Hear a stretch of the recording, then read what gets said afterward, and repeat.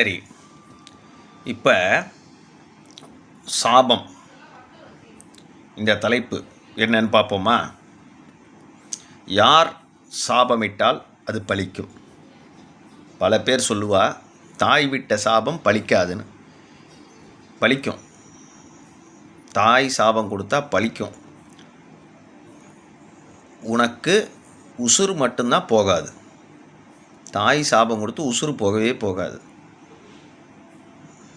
ஆனால் அந்த உசுருக்கு மேலே நீ அவங்களுக்கு எந்த அளவுக்கு அவளுக்கு துரோகம் பண்ணியிருக்கியோ அந்த அளவுக்கு உன்னை வாட்டி எடுத்துரும் வாழும்போதே, இங்கே பூலோகத்தில் வாழும்போதே.